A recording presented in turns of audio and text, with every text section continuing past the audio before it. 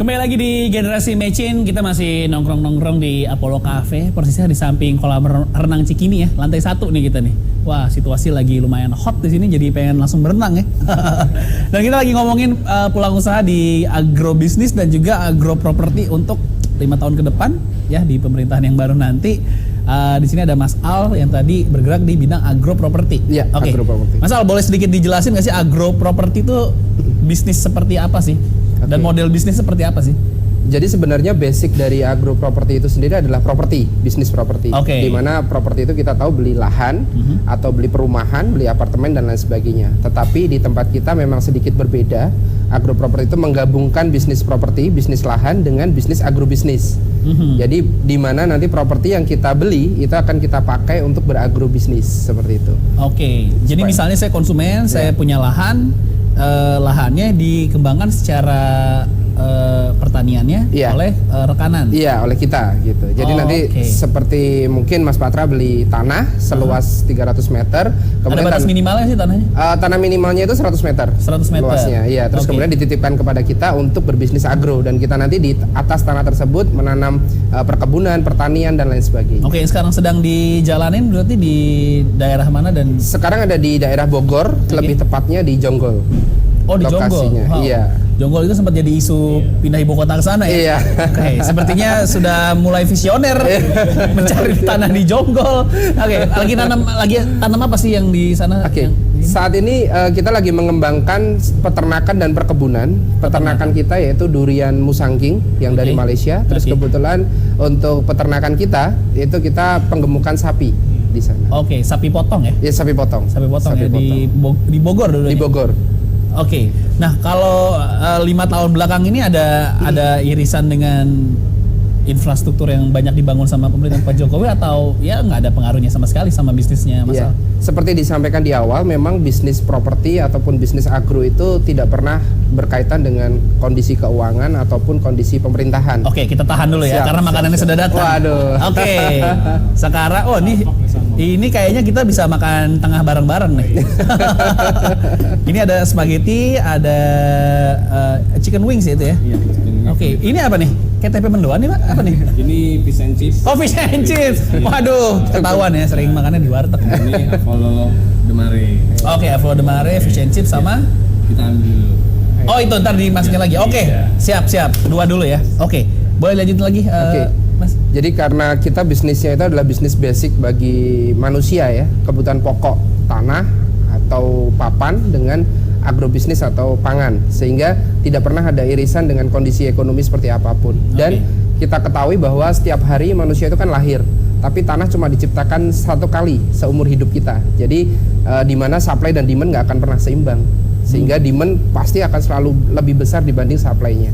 Jadi bisnis kita 5 tahun belakangan ini tidak berpengaruh, tapi memang properti sepertinya agak sedikit down karena pada titik jenuh di mana angka ekonomi kita tidak naik. Mungkin nanti akan dibahas oleh Mas Abra, tapi harga tanah itu saya melihat sangat signifikan. Bahkan naiknya 1 bulan sekali itu naiknya drastis sekali, hampir 5-7% per bulan ya?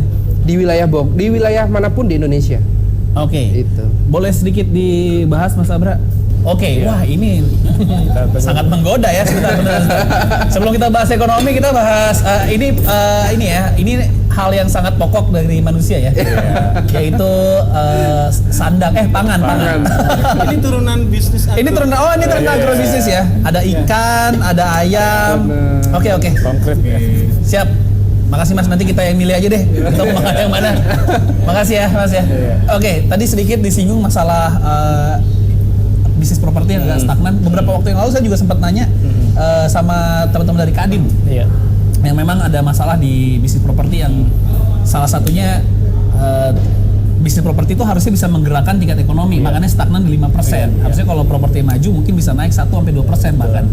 Ada masalah apa sih sebenarnya dengan bisnis properti di Indonesia? Nah, menariknya bisnis properti ini punya imbas dari daya beli masyarakat, dari pendapatan masyarakat ya. Kenapa industri properti dalam 4 tahun belakangan ini mengalami tren penurunan? Karena memang kebetulan harga komoditas utama Indonesia kan batu bara, CPO, itu mengalami kejatuhan sejak 2012. Dulu banyak properti booming karena memang banyak OKB. Karena kayak Perputarannya di sana. perputaran cepat, terutama di wilayah Sumatera, Kalimantan, dan juga perusahaan-perusahaan di sektor perkebunan dan pertambangan. Nah, ketika harga komoditas itu turun dan kemudian juga ekspor turun, artinya ya masyarakat kelas menengah tadi yang memiliki banyak penghasilan dari perkebunan dan pertambangan juga pendapatan menurun, akhirnya berimbas kepada pembelian properti. Dan yang kedua, properti ini betul tadi Mas bilang punya multiplier efek yang besar karena dia akan menyerap banyak input gitu kan, dari SDM-nya, kemudian juga dari bahan baku, material, lahan, dan juga nanti tentunya akan mendorong juga pemerintah untuk membangun infrastruktur, dan intinya ada inward looking yang sangat luas. Nah, cuma kalau kita lihat prospeknya ke depan, tentunya masalah properti ini akan sangat berkaitan dengan infrastruktur yang akan dibangun pemerintah. Nah, sekarang nih jualannya properti adalah misalkan berapa meter dari MRT, dari LRT, jalan tol. Jadi infrastruktur memang pada akhirnya nanti akan punya dampak besar terhadap tren pemulihan di sektor properti ke depannya. Oke. Dan kalau kita lihat tren yang 5 tahun ke depan, apakah akan sama aja di properti atau ya mengingat bisnis mining juga nggak bagus-bagus banget jualannya? Sektor komoditas sekarang masih lesu, yang sekarang lagi didorong pemerintah kan industri. Membangun kawasan industri di beberapa daerah, infrastruktur dan kawasan industri, pada akhirnya kan nanti ketika investasi masuk akan menciptakan lapangan kerja, banyak orang, banyak pendapatan, mereka butuh rumah, ya kan, butuh pendidikan, fasilitas umum dan lain sebagainya. Artinya properti akan tumbuh ketika memang asumsinya kawasan industri terbentuk dan investasi masuk. Syaratnya itu dulu. Kita bahas dari yang paling real dulu deh, dari tol Jawa yang panjang banget itu. Tapi banyak keluhan juga dari distributor yang bilang harganya di sana mahal untuk masuk tolnya. Mungkin sebagai pelaku bisnis, Pak Sentot, ada efeknya nggak sih dengan distribusi setelah dibangunnya tol Jawa yang sangat panjang itu dengan bisnis agrobisnisnya Mas Sentot? Secara distribusi, atau abang bener kalau secara cost masih terlalu mahal lewat situ? Kalau bicara infrastruktur ya, selama ini jalan-jalan yang dibangun, sebetulnya dari sisi pertanian itu sangat membantu. Karena ada jalan produksi yang dibangun, ada jalan pertanian yang dibangun, sehingga ini memudahkan akses. Dan kebetulan mitra binaan kami itu kebanyakan ada di kaki gunung. Kaki gunung itu di mana aja? Di Pengalengan, di Cipanas, di Cianjur Selatan. Itu distribusinya Jawa Barat, untuk Jawa Barat Untuk lagi, Jakarta. Untuk Jakarta. Ya, sentra marketnya Jakarta. Nah, ini pada waktu belum ada infrastruktur, ini agak repot. Kami harus berangkat awal untuk sampai ke dapur itu subuh. Tapi begitu ada pembangunan jalan produksi pertanian, terus ada pembangunan jalan tol baru, itu mempercepat akses. Memperpendek waktu. Adapun kos yang dikeluarkan, kalau kita hitung betul, sebetulnya berbanding. Tidak begitu masalah. Karena kalau kita lewat arteri, itu ada kos yang begitu banyak. Ada solar yang lebih tambah, ada waktu yang lebih tambah, belum ada premanisme di situ, pungli dan sebagainya. Tapi begitu masuk tol nggak ada masalah. Kami dari Pengalengan untuk sampai ke Cibitung itu bisa berangkat Cibitung itu pasar induknya? Bukan. Kita kontrak, Pak. Kita tidak pernah main di pasar. Kita kontrak. Ada dapur, salah satu dapur catering di Cibitung itu biasanya berangkat itu jam 8. Begitu sudah ada jalan produksi bagus di Pengalengannya, terus tolnya bagus, tol yang baru itu dari apa ya? Dari yang baru dari Bandung itu ya? Cijago. Bukan, yang di Bandungnya itu. Nah, itu setelah Cipularang sananya lagi. Betul. Nah, itu cepat. Jadi mereka bisa berangkat jam 11, jam 12. Seperti itu.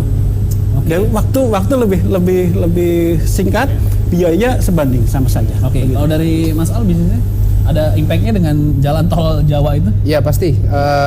Seperti yang disebutkan di awal tadi juga, bahwa infrastruktur itu pasti mempengaruhi dari sektor properti ya. Karena dengan kita dekat dengan tol, kita dekat dengan LRT, MRT, itu pasti orang makin berminat. Karena sekarang kita ketahui orang tinggalnya jauh-jauh ya, ada di Bekasi, di Bogor, di Cikarang dan lain sebagainya, untuk kerja di Jakarta. Nah, akhirnya mereka mau tidak mau harus berinvestasi di wilayah sana. Di sini kan jadi mahal kan harga tanah dan lain sebagainya. Tapi sekarang orang-orang mau berinvestasi di kota, mau investasi di daerah pinggiran kota pun nggak ada masalah, karena akses jalan kita makin cepat. Terus kita ke kantor nggak harus berangkat subuh dan lain sebagainya. Itu semua efek dari infrastruktur. Ketika itu berefek, otomatis uang simpanan kita atau saving money kita makin tinggi. Jadi orang makin berminat untuk beli properti. Oke, saya abis ini mau nanya-nanya lagi kebetulan dengan para pengusaha agrobisnis ya. Karena dari pemerintahan Pak Jokowi salah satu yang dikritik masalah kebijakan impor. Nah, ya kan kadang-kadang katanya impor dibiarkan ketika petani panen. Nah, ini saya mau bahas nih apakah ini akan jadi masalah untuk pemerintahan kalau ya. Sekali lagi untuk para pemirsa jangan marah dulu. Ini kan kalau kepilih meskipun kita belum tahu, belum ada pengumuman resminya. Santai dulu ya. Tadi saya diserang nih di YouTube nih. Kan kita baru berandai-andai. Netizen. Dan kebetulan Pak Jokowi yang kemarin melakukan pemerintahan. Makanya kita berandai-andai kalau misalnya dilanjutkan dengan kebijakan impornya beliau lagi. Kayak kalau nggak salah belakangan impor bawang juga lagi dibuka lagi ya. Nah, saya mau nanya jadi masalah nggak untuk bisnisnya agrobisnis ini? Sekalian nanya dari sisi ekonomi makronya ya. Jadi jangan kemana-mana, tetap di Generasi Mecin.